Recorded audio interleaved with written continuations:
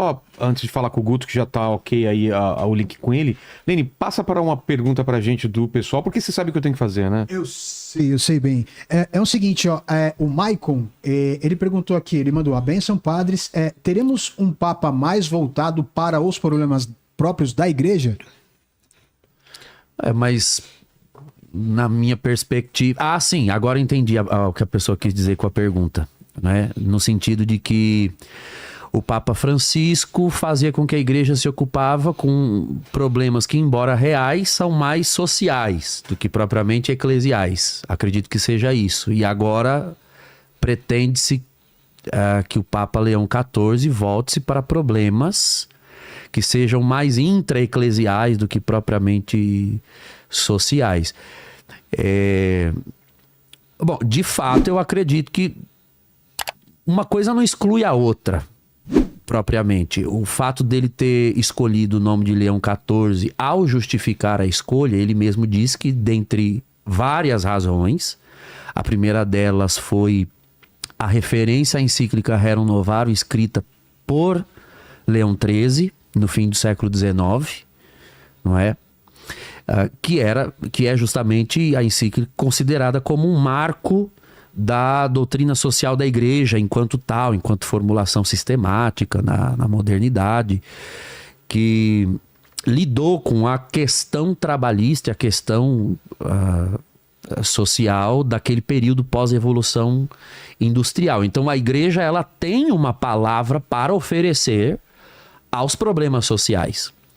Agora, o que não pode é nós fazermos com que toda a atenção pastoral da igreja se volte para temas sociais em detrimento de cuidar de questões intra-eclesiais que dizem respeito à igreja, sobretudo a liturgia, a vida espiritual, a catequese dos fiéis, etc. É o que Nosso Senhor diz no Evangelho de Mateus, salvo engano, capítulo 6. Vós devíeis cuidar disso sem, contudo, descuidar daquilo. 23. 6:23, não é? 23, 20, alguma coisa. Capítulo 23. Ou seja, vocês entendem que assunto de fato a ser tratado por nós é esse, quando na realidade deveria ser esse e aquele. Eu acho que aqui tem uma questão de fundo que é preciso também a gente entender. Veja, a igreja tem uma doutrina social e o Papa Leão XIV é consciente dessa doutrina social. Qual é o problema? É que a igreja não é chamada a opinar sobre tudo. O que nos interessam só, digamos, as implicações morais dos problemas sociais e o quanto nós podemos melhorar ou ajudar a sociedade a que melhore para que ela cumpra o seu fim de levar o homem a uma vida virtuosa, uma vida que vai predispô-lo para o evangelho. Agora, quando a igreja começa a querer opinar sobre tudo, ela se torna ridícula. Por quê? Digamos assim, eu vou opinar sobre o esgoto, eu vou opinar sobre não sei o que de segurança pública, eu vou opinar sobre tal problema, sei lá, político, sobre a peçonha das serpentes, sobre a criação de caranguejos. Tem gente muito mais especializada nesses assuntos do que a gente. Uhum. Quer dizer, a gente fica parecendo assim, sabe?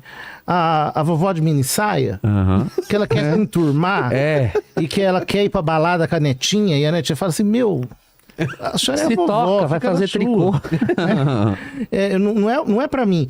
Quer dizer, quando a igreja ela quer falar sobre tudo, ela acaba se tornando ridícula. Então, o que é a nossa prioridade? A nossa prioridade é o anúncio do Evangelho, e nisso o Papa Leão XIV já disse no seu discurso aos cardeais, que é uma das coisas que ele destaca do magistério do Papa Francisco, a centralidade de Cristo. Talvez eu chamaria isso de cristocentrismo missionário, né? Ou seja, é o anúncio explícito de Jesus Cristo, mas com vistas a que o Evangelho seja conhecido por todos. Essa é a nossa primeira, digamos assim, prioridade, a prioridade fundamental. Agora, tudo se subordina a essa finalidade. Ou seja, nós vamos falar de questões sociais, nós vamos falar de problemas até políticos, econômicos, conforme a doutrina social da igreja nos manda falar, mas subordinada à finalidade primária da igreja, que é o anúncio do evangelho. Ponto. Quando nós queremos fazer o inverso, ou seja, o importante é a sociedade, são os temas, digamos assim, candentes, aquilo que está na discussão nos fóruns públicos, então nós vamos nos engajar porque nós somos uma organização a mais. Nesse momento a gente se torna ridículo. E como a gente se torna ridículo, a gente também se torna irrelevante. As pessoas começam literalmente a tirar sarro da nossa cara. Pois é. Guto, vamos lá, Guto. Tá ouvindo a gente aí?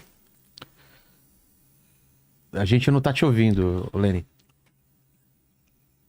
A gente não... Pera só um pouquinho.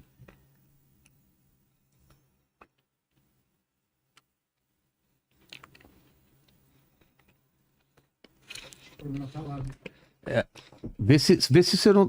Acho que tá um problema aí, viu, Guto? Não tá vindo o som de você.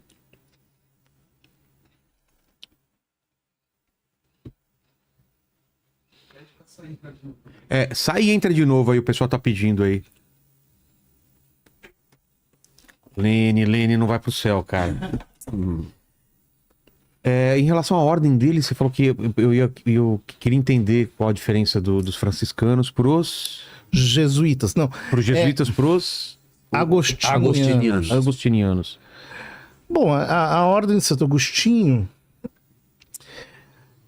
ela surge, se não me engano, ali no século XI, XII. É uma tentativa de recuperar a espiritualidade característica de Santo Agostinho num contexto diferente, um contexto mais, eu diria, mendicante. Aquele momento da história da igreja é quando surgem as ordens mendicantes. O que é isso? Você tem... desde São Bento, São Pacômio, esses santos, há o estabelecimento de mosteiros. São os monges beneditinos, por exemplo, né, nas suas diversas reformas. Depois, paralelamente a isso, nós temos os chamados cabidos dos cônegos, os cônegos regulares, né? A palavra cônego...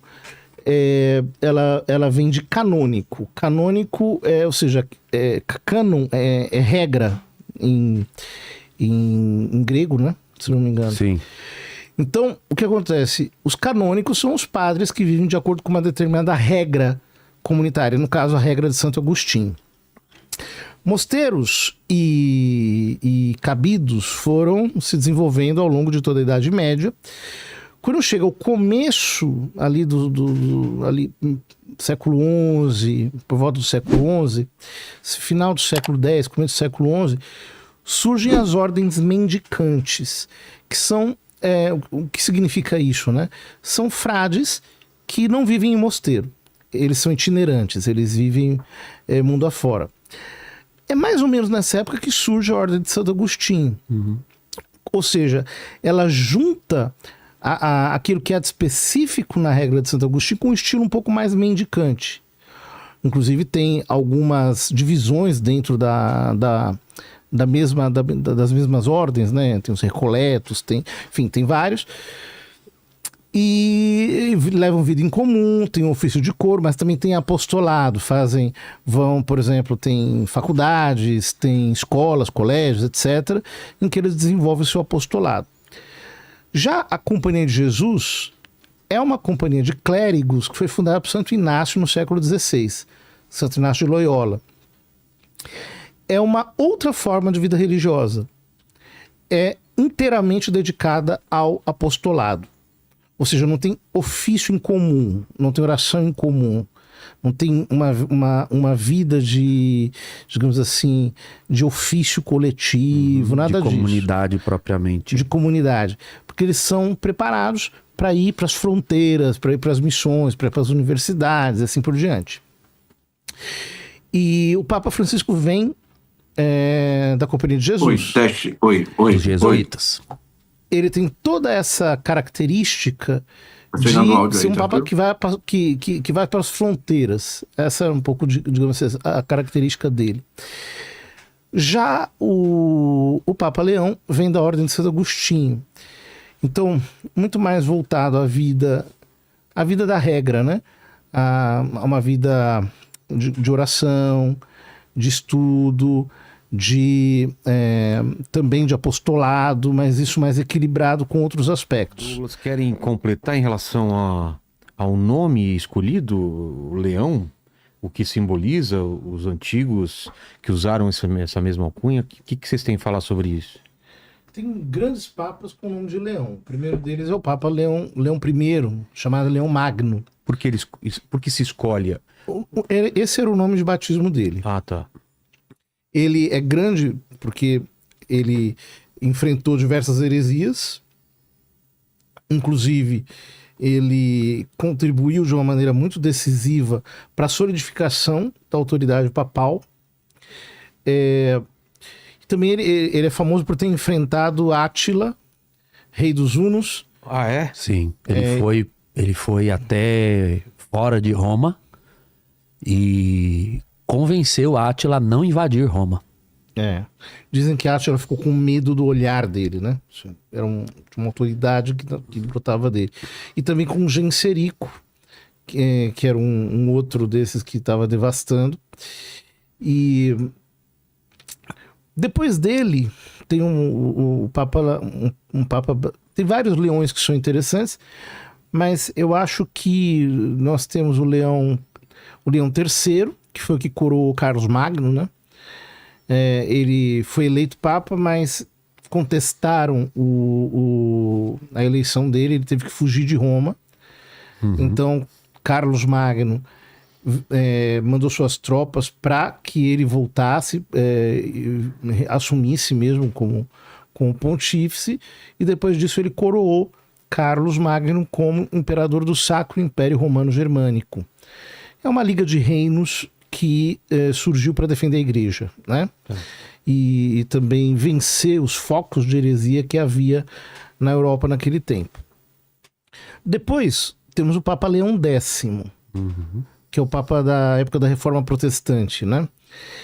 Esse, ele gostava muito dos agostinianos. Inclusive, o prior geral da ordem ele fez cardeal e, muito interessantemente, ele fez com que ele desse o discurso de abertura do Quinto Concílio do Latrão, que é uma coisa grandiosa, né? Um papa fazer isso, né? E, aliás, dar esse encargo a um cardeal, com tantos dominicanos, franciscanos, enfim, com gente de envergadura. Agora, inclusive, parte da tolerância que Leão X teve com Lutero no começo da sua rebelião foi justamente por ele ser agostiniano. Então ele teve muita paciência, mas aí chegou um momento em que já não dava mais. Ele escreveu a bula Exsurgia Domine, condenando os erros de Lutero, e depois o excomungou. Depois nós temos o Papa Leão XIII. O Papa Leão XIII, quer dizer, tem outros papas leões aí no meio, né? Mas o Papa Leão XIII, ele tem uma característica muito interessante. Bom, além dele ter sido o papa que escreveu a primeira encíclica social realmente reconhecida como tal, não é que não existisse uma doutrina social antes, existia, mas ele escreveu uma encíclica para tratar de uma questão concreta, que é a questão da classe trabalhadora. Além disso, ele também gostava muito dos agostinianos, né? Então, para você ter uma ideia, no lugarejo em que nasceu o Gioacchino Petti, era o nome do Papa Leão XIII, né? Ele frequentava uma igreja de agostinianos, que era a paróquia dele em que ele ia, né? Aquela igreja foi expropriada por Napoleão dos agostinianos, então foi tirada dos agostinianos. Quando ele subiu ao trono de São Pedro, ele restituiu aquela igreja aos agostinianos. Então, o Papa Leão XIV disse isso para um confrade amigo, né? Que ele também escolheu o nome de Leão por causa desse gesto de grandeza que o Papa Leão XIII teve com os agostinianos. E mais, o Papa Leão XIII canonizou diversos santos agostinianos, por exemplo, Santa Rita de Cássia foi canonizada por ele, há outros também que foram beatificados por Leão XIII, e o prior da ordem foi feito cardeal, e um outro também da ordem foi feito cardeal e bibliotecário da Santa Igreja Romana. Então o Papa Leão XIII teve um carinho especial pela ordem da qual faz parte o Papa, e também por essas razões aí ele escolheu esse nome. Claro, ele diz, primeiramente pela questão social, mas por outras várias razões. Eu creio que nessas várias razões estão incluídas algumas dessas coisas que eu falei aqui. A escolha do nome já é dá um certo caminho também para todo mundo entender, não dá? Dá. É um aceno quanto à continuidade magisterial. Não é? Obviamente que um Papa nunca é igual ao outro. E, obviamente, que na nossa perspectiva de fé, um Papa ele é sempre sucessor de Pedro e não dos seus antecessores, Pois é, né? propriamente. Mas ainda assim, o nome emite uma mensagem. Ou seja, não só em relação à postura daqueles que tiveram o mesmo nome em outros momentos históricos, como também as circunstâncias de época que aqueles pontífices enfrentaram. Então, parece muito que Leão XIV opta pelo nome de Leão, justamente porque Leão XIII conheceu um período que é conhecido hoje em termos de história como um período de transição. Nós tivemos 3 grandes revoluções no Ocidente que reconfiguraram todo o Ocidente em diversos aspectos. Não é que foi a Revolução Francesa, a Revolução Americana e a Revolução Industrial. Elas marcaram mudanças de época. E é de consenso, em certo sentido, que nós vivemos também uma mudança de época. As coisas vão despontando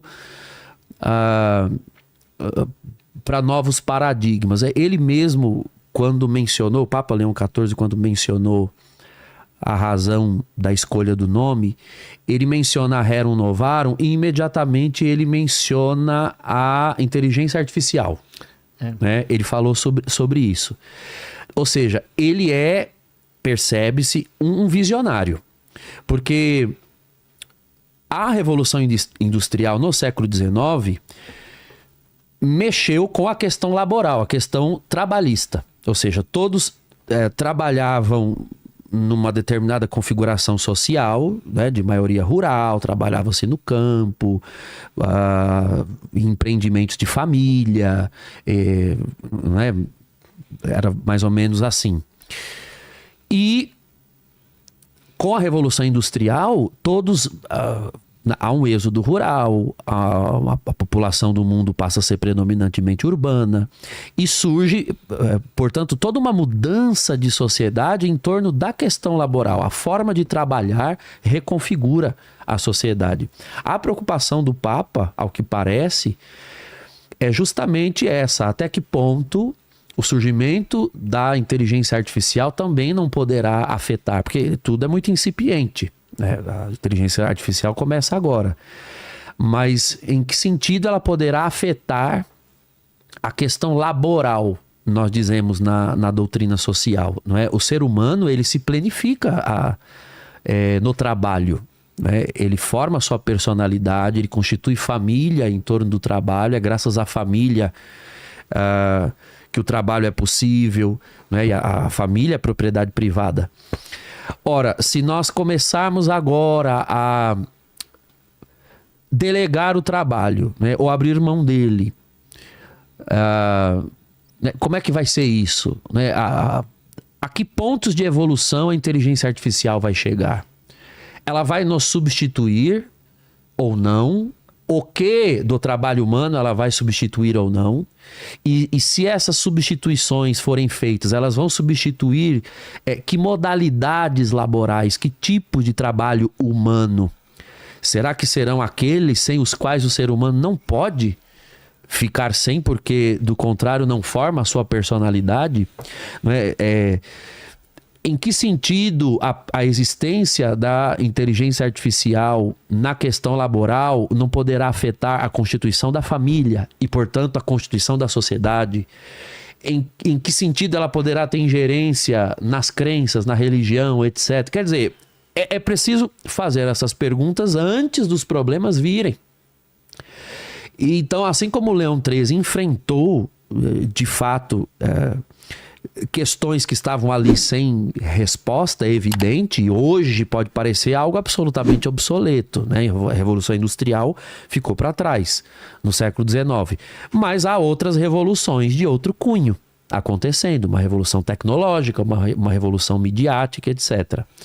Então eu acho que é com os olhos em cima disso que ele está. E ele, ao escolher o nome, ele faz um aceno justamente a questões de urgência que demandam resposta, né? Resposta da igreja, repito, não só porque a igreja tem a obrigação de falar sobre absolutamente tudo, o padre já frisou isso.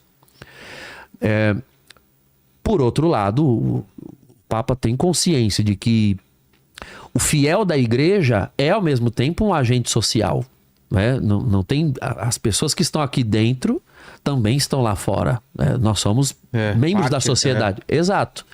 Então as coisas vêm e vão, de dentro para fora da igreja, de fora para dentro da igreja. Então nós precisamos ler o evangelho, ler a palavra, ler o magistério da igreja e nos preparar para dar respostas que certamente o mundo demandará. Há questões que o mundo com certeza fará.